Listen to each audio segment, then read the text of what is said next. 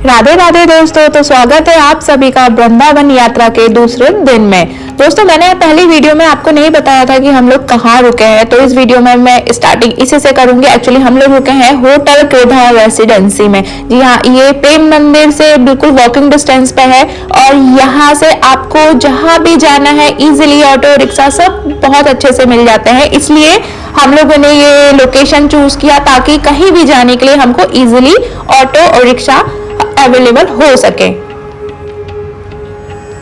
ये होटल का एंट्रेंस है, ये रिसेप्शन, देन ये है हम लोगों का रूम जहां पे हमने अपने वृंदावन में 3 दिन अपने व्यतीत किया।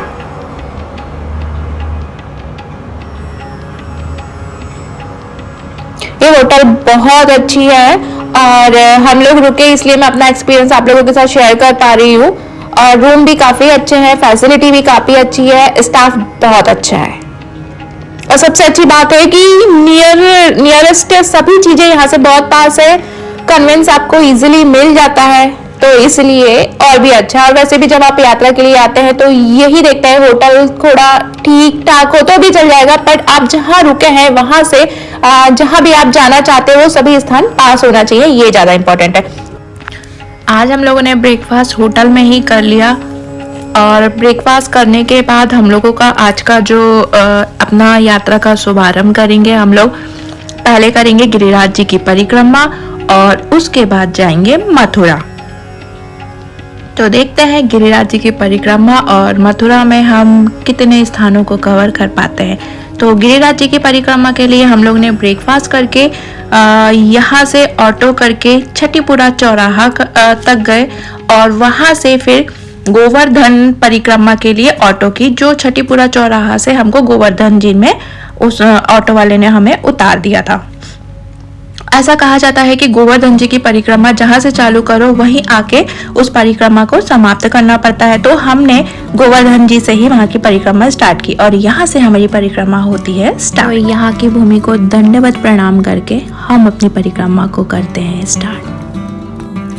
श्री गिरधारी गिरिराज जी की परिक्रमा वैसे पूरा 7 कोस की परिक्रमा है। 7 कोस यानी कि 21 किलोमीटर का ये पूरी परिक्रमा है, जो कि 2 भागों में डिवाइड की हुई है। एक है बड़ी परिक्रमा जो कि 14 किलोमीटर की है और छोटी परिक्रमा जो कि 7 किलोमीटर की है। बड़ी परिक्रमा जो हुई है उसको कृष्ण जी की कहा जाता है और छोटी परिक्रमा को कहा जाता है राधा रानी जी की। और अगर आप पूरी बड़ी वाली परिक्रमा नहीं कर पा रहे हैं तो छोटी परिक्रमा भी लोग करते हैं यहाँ पे।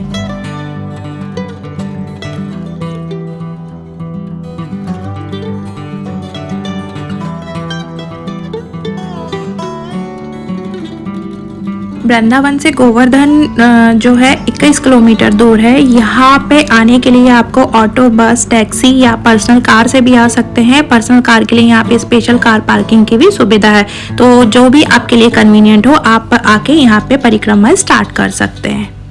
और ये जो आप जो देखते जा रहे हैं ये परिक्रमा मार्ग ही है। हम लोग परिक्रमा स्टार्ट हो चुकी है। कुछ लोग परिक्रमा पैदल करते हैं, कुछ लोग ऑटो से करते हैं, जो भी कन्वीनियंट है, जैसा आपके पास समय है वैसे आप परिक्रमा अपनी इच्छा अनुसार स्वेच्छा अनुसार कर सकते हैं।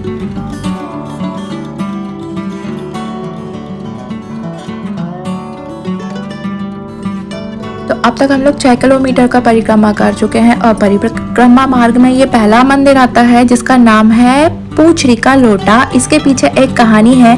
पूछरिका जी जो है कृष्ण जी के मित्र थे और जब कृष्ण जी राधा रानी के साथ यहाँ से जा रहे थे तो इनके मित्र ने इनको रोका, तो इन्होंने कहा तुम यहीं रहो और मेरा इंतजार करो, मैं लौट के आऊंगा। तो जब ग्वाल बाल और वहाँ की सखियों को पता चला तो वो वहाँ आते हैं, उनके मित्र से पूछती हैं, पर वो डायरेक्ट नहीं पूछ पाती हैं, तो वो एक दूसरों को बोलती हैं कि पूछरिका कब लौटेगा, पूछरिका कान्हा कब लौटेगा। तो तब से इनका नाम पूछरिका लोटा रखा गया और कान्हा जी ने ही बोला था कि तुम यहीं रुको, उनके मित्र को बोला था कि तुम यहीं रुको, मेरा इंतजार करो और जो भी भक्त यहाँ दर्शन करने आएंगे तुम उनका साक्ष्य होंगे कि वो दर्शन करने आए हैं। तो तब से इस स्थान का नाम पूछरिका लोटा है। तो दर्शन करने के बाद हम लोग चलते हैं अपने आगे मार्ग की ओर।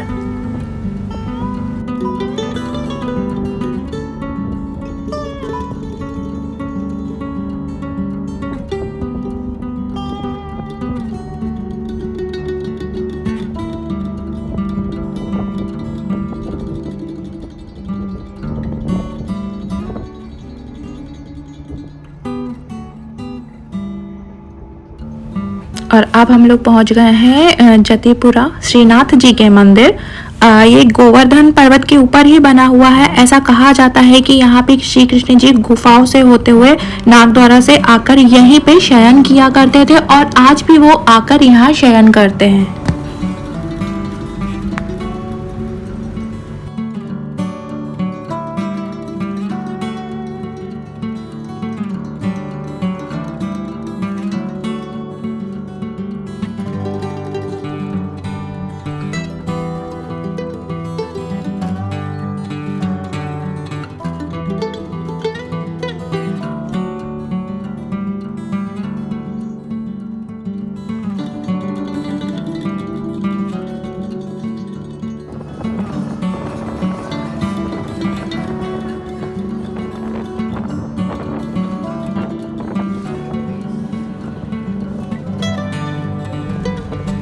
गोवर्धन परिक्रमा के पीछे कहा जाता है कि कृष्ण जी ने ही गोवर्धन की पूजा को चालू करवाया था और उन्होंने इंद्र के अभिमान को भंग किया था और तब से ही गोवर्धन की पूजा, गोवर्धन परिक्रमा का महत्व है बहुत ज़्यादा। जब वो कृष्ण जी 7 वर्ष के थे तब इस गोवर्धन पर्वत को 7 दिन 7 रात तक इंद्र की प्रकोप से सारे ब्रजवासियों को बचाया था। तभी इसी गोवर्धन की शरण में सारे ब्रजवासी आए थे। तो कृष्ण जी ने इस गोवर्धन को अपनी छिंगली से उठाया था और सारे ब्रजवासियों को सुरक्षित रखा था और इंद्र के अभिमान को तोड़ा था। और अभी हम लोग आ गए हैं गोवर्धन जी के मंदिर पे। यहाँ पे गोवर्धन जी की शिला है जिसकी पूजा की जाती है और यहाँ पे दूध और जो भी प्रसाद आप चढ़ाना चाहते हैं, अभिषेक करना चाहते हैं, तो वो यहाँ पे चढ़ाया जाता है।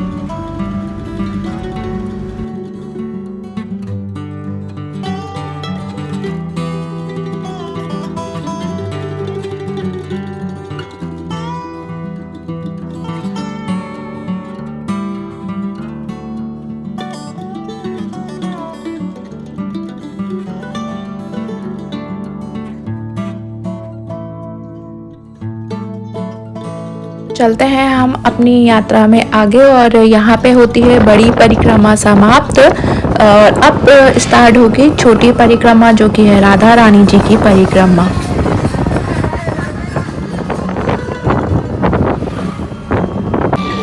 और अब हम लोग पहुँच गए हैं श्याम कुंड और राधा रानी जी के कुंड। ये कुंड राधा रानी जी और श्याम के नाम से ही जाना जाता है। ऐसा बोला जाता है कि राधा रानी जी ने ये कुंड को अपने कंगन से बनाया था। तब से ही इस कुंड में विशेष पूजा पाठ और स्नान का बहुत महत्व माना जाता है।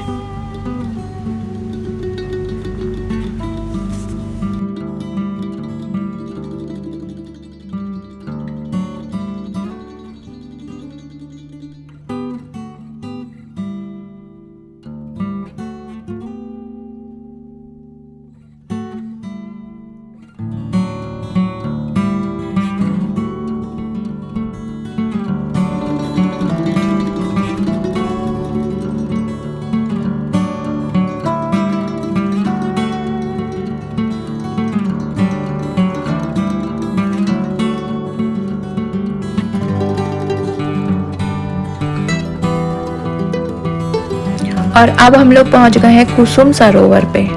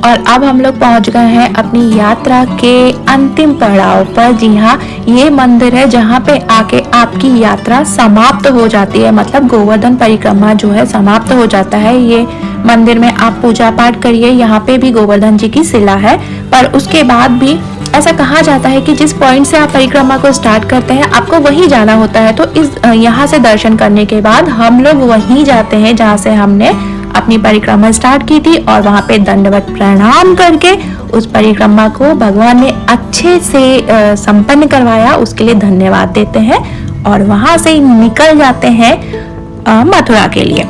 मथुरा के लिए हमने ऑटो जहाँ से परिक्रमा समाप्त किया था वहीं से हमने ऑटो कर लिया था। ऑटो के द्वारा ही हम लोग पहुंचते हैं मथुरा। मथुरा जाने के लिए आपको यहाँ से बस भी मिल जाएंगी, आप चाहे तो बस से भी जा सकते हैं, परंतु हमारे पास समय कम था तो इसलिए हम लोगों के लिए उस समय यही बेटर था कि हम लोग ऑटो कर ले और ऑटो से जल्दी मथुरा पहुंच जाए, ताकि ज्यादा से ज्यादा हम मंदिरों में दर्शन कर पाए। तो इस वीडियो में मैंने आपको कराया है गिरिराज जी के संपूर्ण परिक्रमा और दर्शन, और इस वीडियो को मैं यहीं समाप्त करती हूँ। आगे की वीडियो में मैं आपको मथुरा, द्वारकाधीश, कृष्ण जन्मभूमि और भी अन्य मंदिरों के दर्शन कराऊंगी। तो मिलती हूँ मैं आपको अपनी अगली वीडियो में। अगर आपने मेरे चैनल को सब्सक्राइब नहीं किया है तो करिए सब्सक्राइब, जल्दी से करिए, और ताकि आने वाली सभी वीडियो को आप जल्दी देख पाए। तो सब्सक्राइब करना ना भूलें। मिलते हैं नेक्स्ट वीडियो में, तब तक के लिए राधे राधे, जय श्री कृष्णा।